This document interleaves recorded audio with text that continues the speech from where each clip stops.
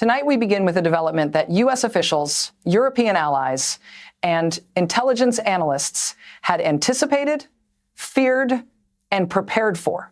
A proposal that unfolded not over weeks of careful diplomacy, but in a matter of hours. Hours that shocked European capitals. Hours that forced Zelensky's hand. Hours that revealed deep fault lines in the Western alliance that many had hoped would remain hidden. What President Trump did today crossed a line that America's closest allies had desperately hoped would hold. And when that line broke, Ukraine did not hesitate. They responded with clarity, defiance, and unmistakable resolve. Tonight, we're going to walk through exactly what happened, why it matters, and what it tells us about the dangerous new phase this conflict has entered. Because what we witnessed today wasn't just a diplomatic disagreement. It was a collision between two fundamentally different visions of how this war should end. And caught in the middle of that collision is Ukraine, a nation that has spent 3 years fighting for its survival, and today made clear it will not accept terms dictated by anyone, not by Moscow, and not by Washington. For weeks now, there had been signals, not official statements, not formal diplomatic cables, just signals that the Trump administration was preparing something unprecedented. President Trump has been transactional, yes, but he has been predictable in his transactionalism. His moves have followed a certain logic, a rhythm, almost a pattern. But what set off alarm bells in Kyiv, Brussels, and London this week was that the pattern went silent. Intelligence analysts who monitored diplomatic back channels know the indicators. The sudden increase in communication between Washington and Moscow, the unexplained delays in military aid shipments, the quiet recall of key diplomatic personnel for consultations, the sudden cancellation of scheduled calls between Zelensky and senior U.S. officials, all of that went quiet. And whenever the Trump administration goes quiet on Ukraine, it means something is about to get loud. European officials had been tracking these developments with growing concern. They knew that Trump had campaigned on ending the war quickly. They knew he had expressed admiration for Putin's strength. They knew he viewed the conflict through a purely transactional lens, measuring success not in terms of principles defended, but in deals closed. But what they didn't know, what no one outside Trump's inner circle knew, was just how far he was willing to go. Until today.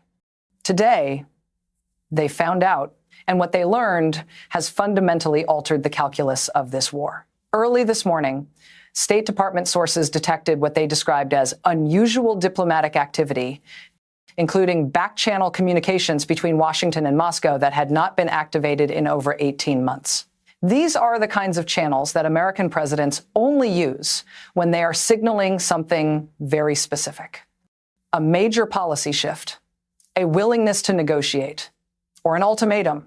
Intelligence analysts didn't know which category this fell into or whether it fell into all three at once. But what they did know was that the Trump administration was changing its posture toward Ukraine. And when an American president shifts posture on a major foreign policy issue without explanation, even by a small degree, the entire world pays attention. By mid-morning, the contours of Trump's proposal began to leak. And what emerged was stunning. According to sources speaking to multiple news outlets, President Trump proposed the following framework for ending the war. First, an immediate ceasefire along current lines of control, effectively freezing Russia's territorial gains. Second, a commitment from Ukraine to abandon its NATO membership aspirations for at least 20 years. Third, internationally supervised referendums in Russian-occupied territories. Fourth, a phased reduction of Western sanctions on Russia tied to compliance. And fifth, perhaps most controversially, a significant reduction in U.S. military aid to Ukraine, regardless of whether Russia accepts the terms. This wasn't a negotiating position. This was a capitulation demand dressed up as diplomacy, and it came not from Moscow, but from Washington. The response issued by Ukraine tonight was not normal. It was not routine. It was not symbolic. It was urgent. Official after official, statement after statement described Trump's proposal as unacceptable, a betrayal of shared values, and perhaps most importantly, a reward for Russian aggression that would destabilize global security for decades, but diplomatic language only works if the target. hesitates. Ukraine did not. In fact, their response today was among the most forceful we've seen since the war began. Here's what we know. Within 3 hours of the proposal leaking, President Zelensky convened an emergency session of Ukraine's National Security Council. Within 4 hours, Ukraine's foreign ministry issued a formal rejection. Within 5 hours, Zelensky himself addressed the nation in a speech that left no room for ambiguity. These weren't the measured, careful statements we've come to expect from Ukrainian officials. These were declarations of principle statements that Ukraine only makes when it is preparing to stand alone if necessary. And that willingness to stand alone, even against pressure from its most important ally, sent shockwaves through capitals around the world. Tonight, Ukrainian officials confirmed that Zelensky's government has formally rejected every major element of Trump's proposal. On the territorial question, Ukraine's position remains unchanged. Not 1 inch of sovereign Ukrainian territory will be traded away. On NATO membership, Zelensky was blunt. Ukraine's security architecture is not a bargaining chip for anyone, not for Moscow and not for Washington. On the proposed referendums, Ukraine's foreign minister called them a recipe for permanent instability that would legitimize ethnic cleansing and forced deportation. And on the reduction of military aid, Ukrainian officials made clear that they would rather fight with less than surrender their future. Let me read you the key passage from Zelensky's statement tonight. We have not sacrificed so much, so many lives, so many cities, so many futures to accept terms dictated by those who have never felt a Russian bomb fall on their homes. Ukraine will decide Ukraine's future. Not Moscow, not any other capital.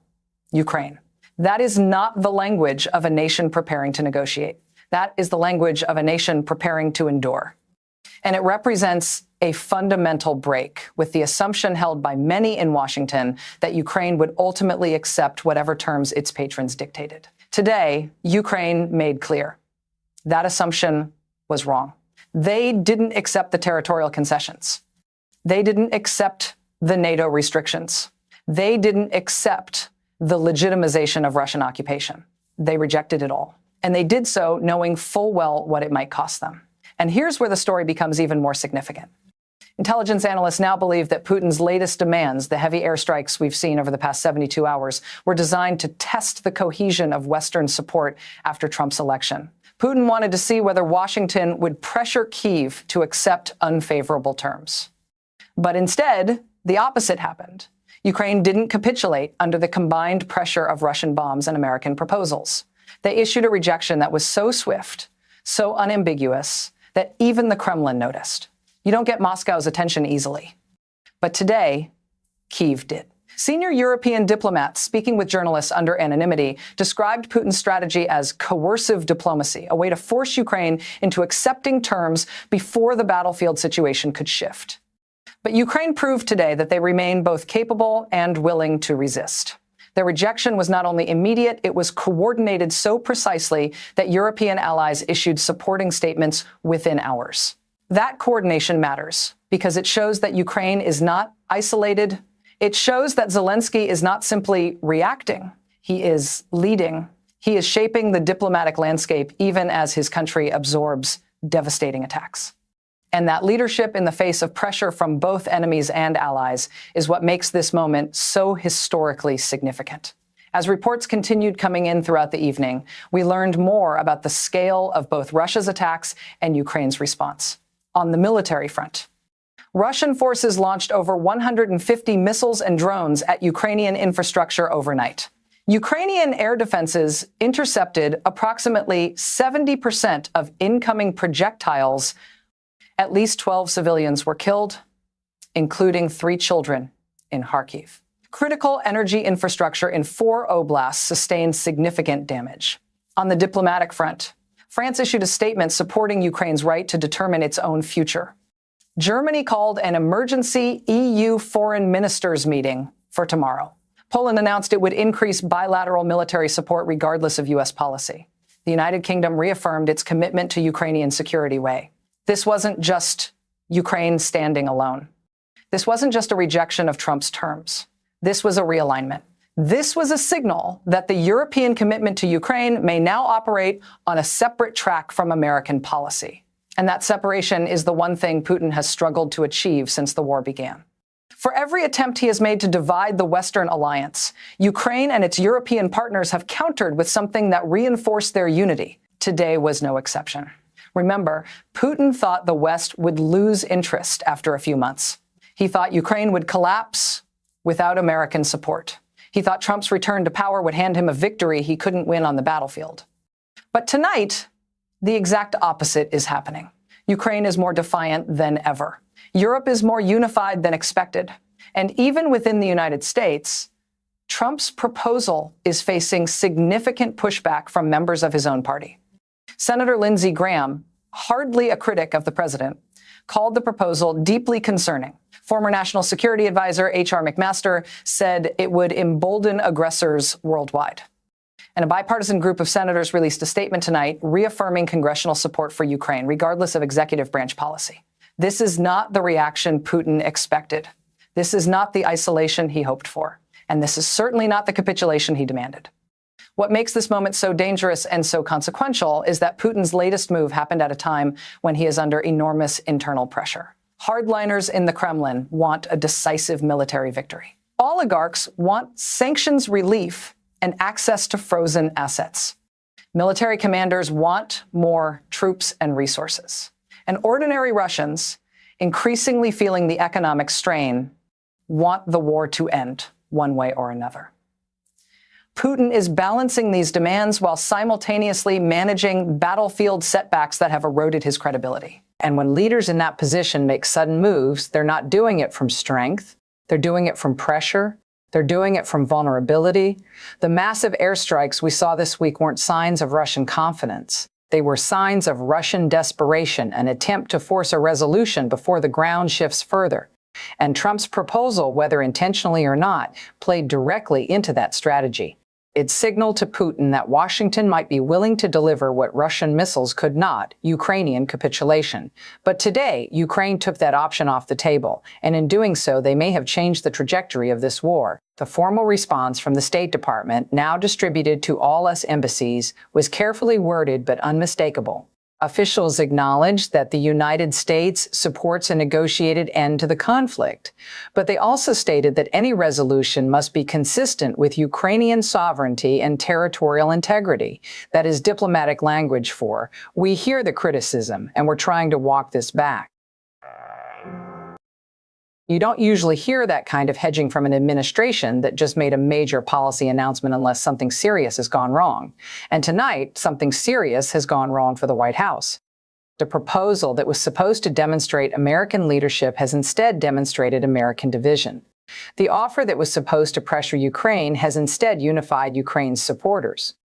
And the diplomatic initiative that was supposed to end the war has instead clarified just how far apart the parties remain. Meanwhile, President Zelensky addressed the Ukrainian people in a somber, determined speech tonight. He said, "We did not start this war. We did not invite this suffering, but we will decide how it ends," he said. "No nation, no matter how powerful, has the right to trade away the territory of another nation. That is not diplomacy. That is imperialism with better marketing." A third possibility, the one worrying officials the most, is that Russia is attempting to create permanent divisions in the Western alliance, calculating that a fractured coalition will eventually abandon Ukraine.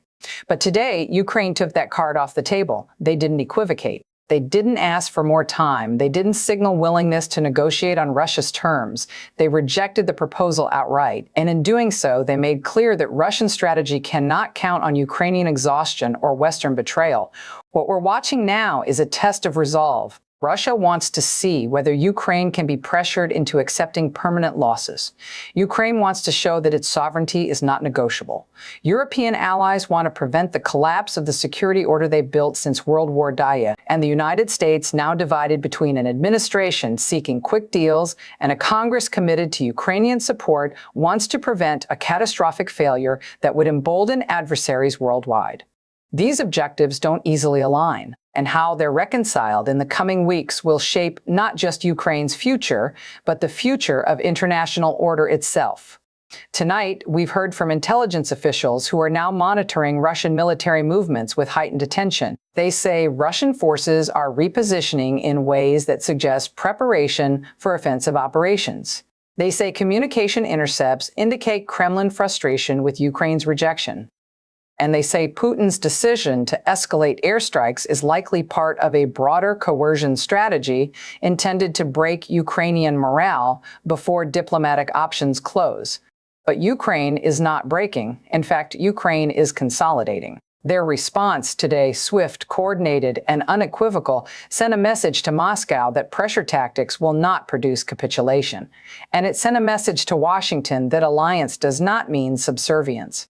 European officials speaking tonight described Ukraine's stance as principled and necessary. That's diplomatic language for, we agree with Kyiv, even if we can't say it directly, and that quiet European alignment may prove more important than any single statement or proposal. As the night goes on, we expect more details to emerge about what exactly Trump hoped to achieve with this proposal.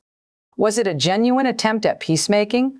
Was it a pressure tactic designed to force Zelensky to the table? Was it a miscalculation that underestimated Ukrainian resolve? We don't yet know. But what we do know is that Ukraine's response was timely. It prevented the narrative from shifting toward inevitable compromise. It reinforced European commitment at a crucial moment. And it reminded the world that Ukraine is not a passive object of great power politics. It is an actor in its own right. What happens next will depend on what Moscow does in the next several days. If Putin scales back attacks and returns to diplomacy, this moment will be remembered as a turning point toward negotiation. If he escalates further, Ukraine and its allies have already shown they are prepared to respond. They have shown they are not intimidated. They have shown they are ready to endure. And in this war, endurance has proven to be the most powerful weapon of all. And tonight, for the first time in weeks, the Kremlin appears to be recalculating. Russian state media, usually bombastic and confident, has been notably restrained in its coverage of today's events. The usual triumphalism is absent. The usual threats are muted. And when Moscow is quiet, it means they are thinking. It means they are reassessing. It means they are choosing their next move carefully. Because tonight, Putin learned something that he should have learned long ago. Ukraine will not be bullied into submission. Pressure does not produce capitulation, it produces defiance. And nations fighting for their survival do not make decisions based on the convenience of others. This story is far from over. The coming days will bring new challenges, new pressures, new tests of will. But tonight, one thing is clear. Ukraine remains unbowed. The Western alliance, though strained, has not broken. And the dream of a quick, easy resolution that sacrifices Ukrainian sovereignty remains exactly what it always was, a fantasy. This is a war that will be decided by endurance, by courage, and by the willingness to defend principles even when it is costly. And tonight, Ukraine showed the world that it possesses all three. We will be here, watching every detail, analyzing every development as the next phase of this historic struggle unfolds. Stay with us.